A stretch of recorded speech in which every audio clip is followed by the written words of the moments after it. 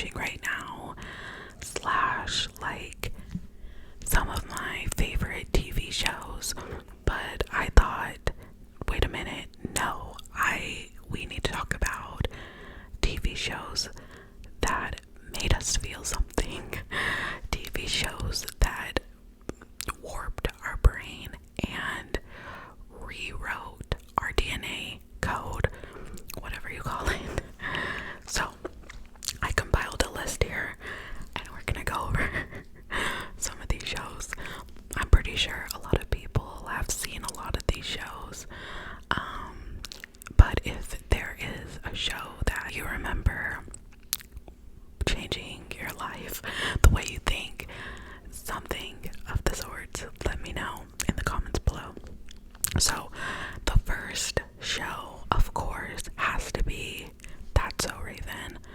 This was such a pivotal show for me as a kid, as a child, as a little girl, because one, it was very awesome to see somebody that looked like me on TV, but then just like the whole psychic capabilities situation of Raven really did something to me. Like, I was convinced that at any moment I could stop and have a vision, and that was crazy, especially like if you grew up in a religious family, in a religious household, or even if somebody like in your, not like outside of your immediate family, was religious.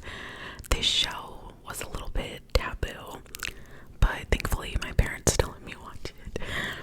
I don't know, just like, and all of the like shenanigans that Raven would get into, literally, I don't know, I just like, and I wished so badly that I could have been psychic to experience that.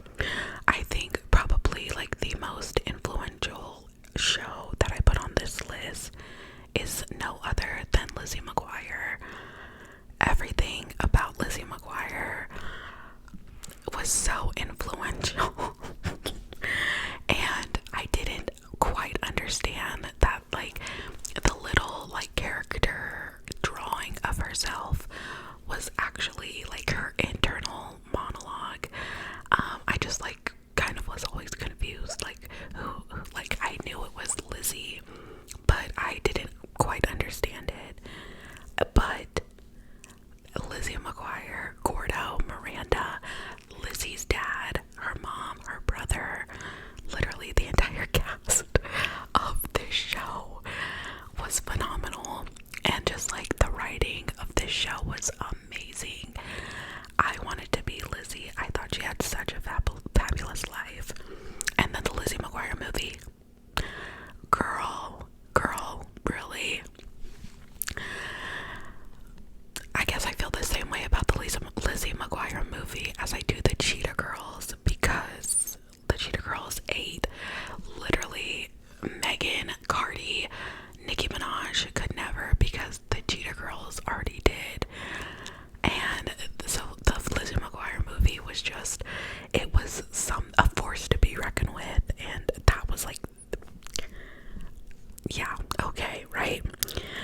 Kim Possible. Can we just talk about Kim Possible? I feel like Miss Possible did not get her flowers. I really just don't feel like she got the recognition that she deserved. I don't think I said that word right. My bad.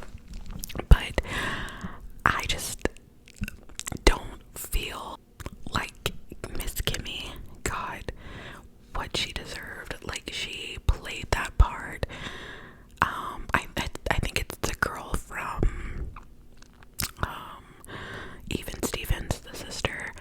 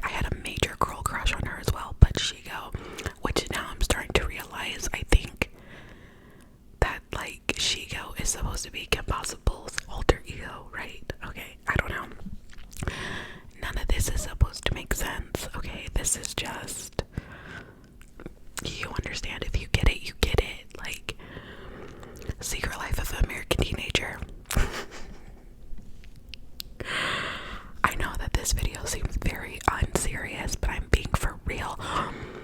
I could not have imagined making a show like The Secret Life of an American Teenager.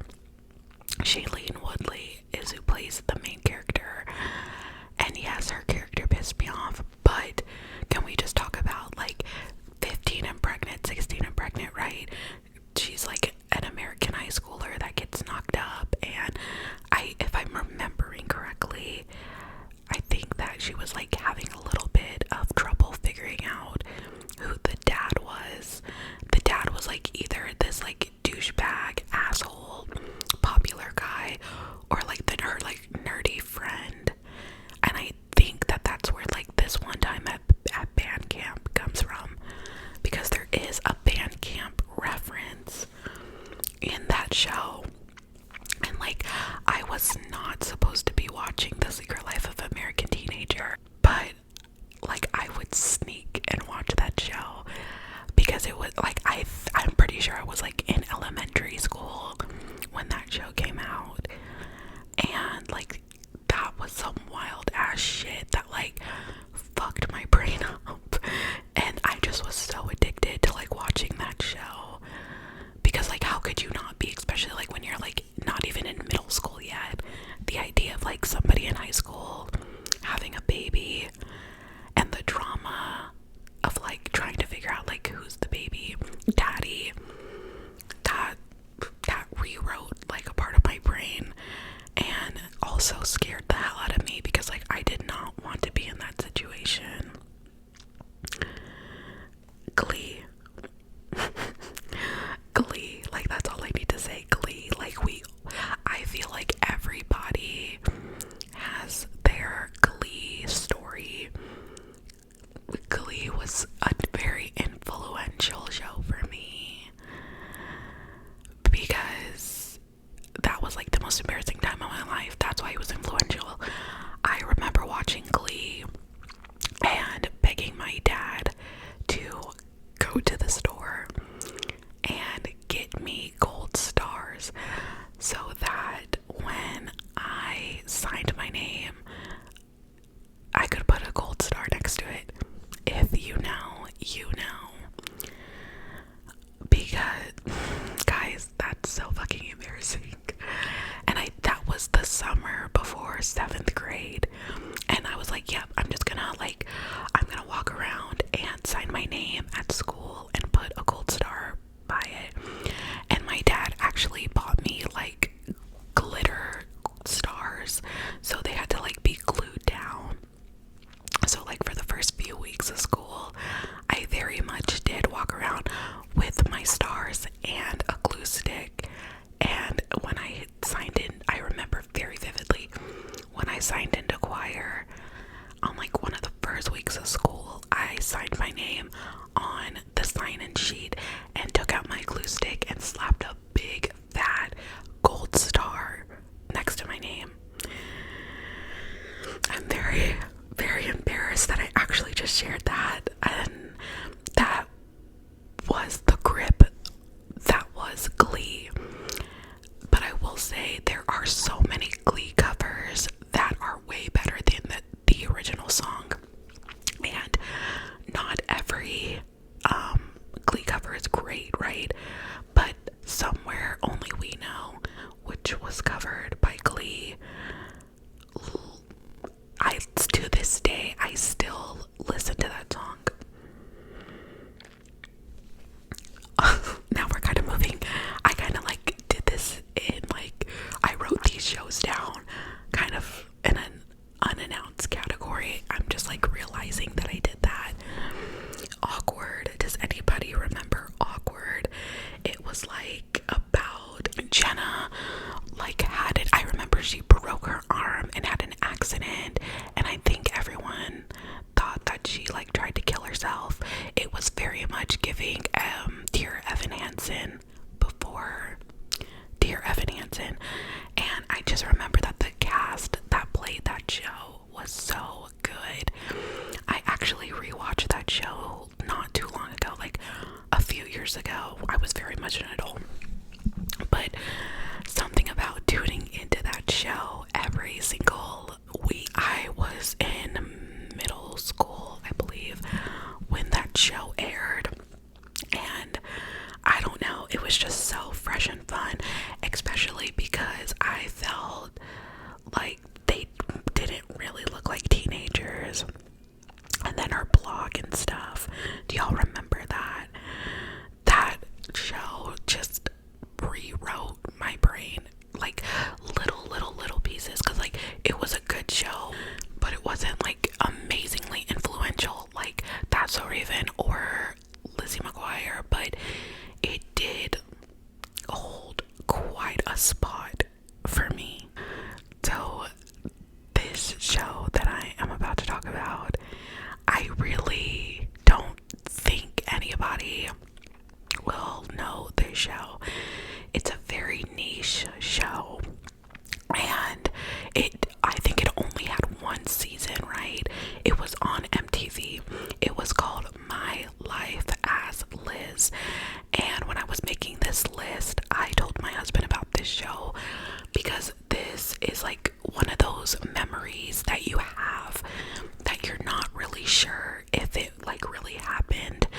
But every day after school, I had to have been in like elementary school because I was going to private school, and my grandma would pick my brother and I up from school, and when we would go back to her house and wait for my mom to get off work, I would go to the room and I would watch this show. It was called My Life as Liz, and it you guys, it was so freaking good because it was a scripted reality TV show. Obviously, at the time, I had no idea because I was a child. But it was based off of this girl named Liz. She lived in Texas, and that's why this show was like so special to me, because I am from Texas. I live in Texas. I've lived in Texas my whole life.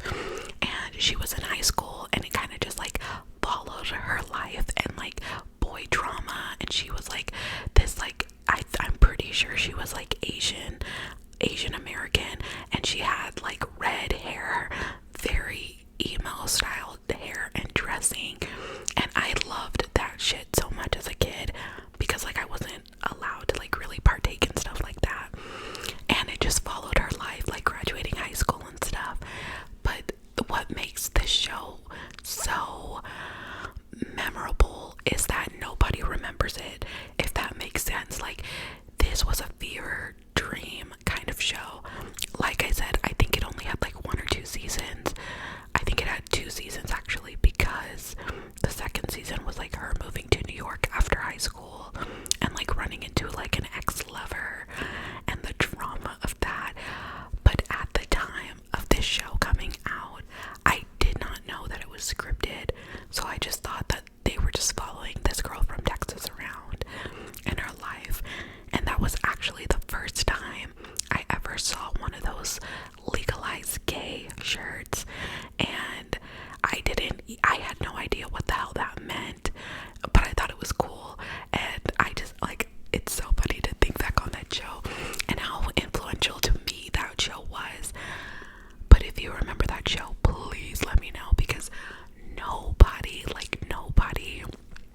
remembers that show. And I'm trying to like think around like what time like other shows that were airing, that show was coming on. Like I said, I would always watch this show after school. Like, that's when MTV would play it, and we were not allowed to be watching MTV. But that is when I would watch it. And I want to say like The Real World was on the air at the time, and I'm trying to think what else, you guys. But that show, I don't know, like they would LARP in that show. Like, she had like a nerdier friend that would LARP, and I thought that was so cool, and I just was so infatuated that show definitely is a favorite for me. Like, that was one of my favorite shows of